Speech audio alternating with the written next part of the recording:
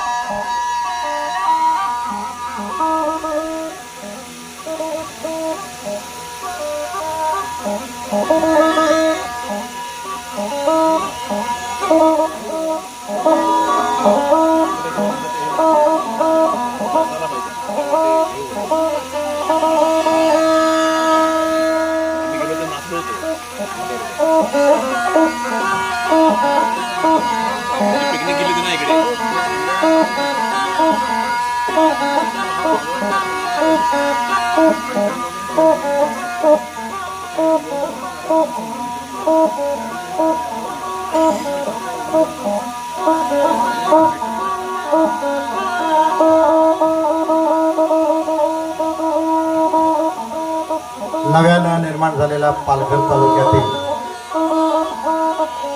वाळा या भागातील आणि जव्हारच्या पायथ्याशी असलेल्या एका गावामध्ये भिकल्या लाडका धिंडा यांचं घर आहे.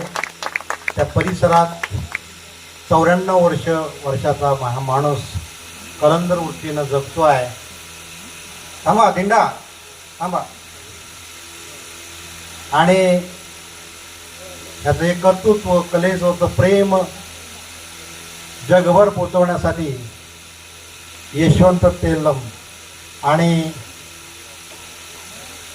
रमेश, निर्मात्याचं नाव काय हो रमेश काय, संतोष भामरे याने काट्या नावाचे लघुचित्रपट त्यांना सुरू करायचा होता.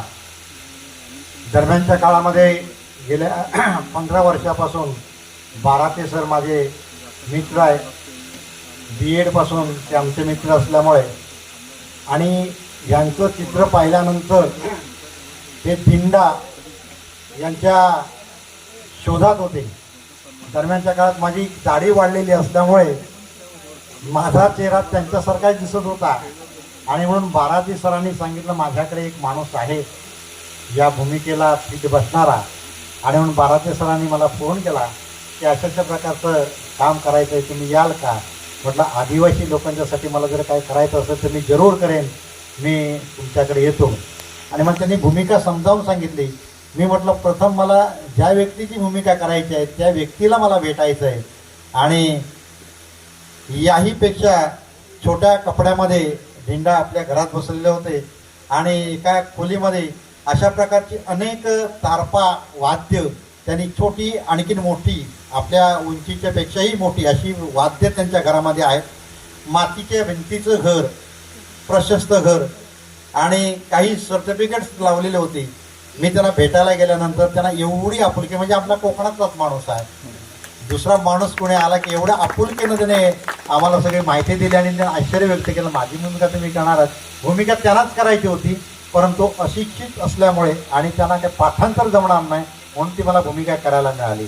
यशवंत तेलम आलायच ना, या इकडे जरा. यशवंत तेलम म्हणजे आदिवासी जगतातला अमिताभ बच्चन म्हणून त्यांना ओळखलं जातं. आणि जवळजवळ 2 महिने मी जव्हारच्या आदिवासी पाड्यामध्ये राहत होतो. त्या पाड्याचं नाव काय त्याला, हिरडपाडा. हिरडपाड्यामध्ये मी 2 महिने राहत होतो. आणि मी जिथे राहत होतो तो पाडा आमच्या कार्यकर्त्यांना दाखवण्यासाठी पावसाळी सहल आम्ही त्या ठिकाणी घेऊन गेलो होतो. याने अनेक आदिवासी नृत्य, आदिवासी छोट्या यूट्यूबवरती काही गाणी आणि चित्रपट बनवलेले आहेत. आणि यांच्या जवळ बरोबर मला भूमिका करायला फार आवडली. आणि नुकतीच ती काठ्या फिल्म आदिवासी महामंडळातर्फे त्याला निधी पुरवला गेला आणि ती वेगवेगळ्या भागामध्ये दाखवण्यासाठी त्याला मान्यता दिलेली आहे. ती आपल्या मधल्या काळात ते जर आज थांबणार असतील तर फक्त झलक दाखवून, आपल्या नियोजनामध्ये वेळ नसल्यामुळे, जरी माझा चित्रपट असला तरी नियोजनामध्ये नसल्यामुळे आम्ही ते दाखवू शकत नाही. परंतु एक झलक म्हणून आपण आता ट्रेलर आहे तो जर आमच्या ऑपरेटरांकडे दिलात तर आपल्याला लोकांना बघता येईल.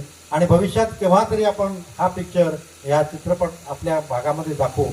मी पुन्हा एकदा भिकल्या लाडक्या धिंडा नाव अनेक वेळा मी घेतो पण मला अडखळतच बोलावं लागतं. भिकल्या लाडक्या धिंडा या अडखळत असलेल्या नावामुळे महाराष्ट्र शासनाचा मला वाटतं 25,000चा निधी आजही त्यांना मिळालेला नाही. कारण स्पेलिंग मिस्टेकमध्ये म्हणजे चुकलं बरंचसं, हे त्याच्यामध्ये अशा गोष्टी झाल्या. आपण तो प्रयत्न करूया. आपण अरे बोधनकर सर, तुम्ही पुला अकॅडमीमध्ये आहे ना तुमचे, तिथेच तो पुरस्कार त्यांचा अडकलेला आहे. मी पत्रव्यवहार केलेला आहे. आपण पुन्हा मुंबईत जाऊन आपण तो बघू. आपला 25,000चा धनादेश राहिलेला आहे ना, तो बघूया आपण.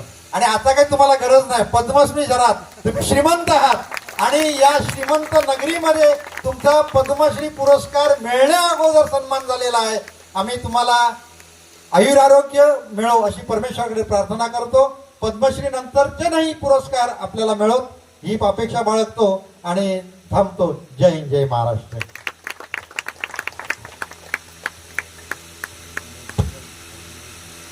धन्यवाद सर.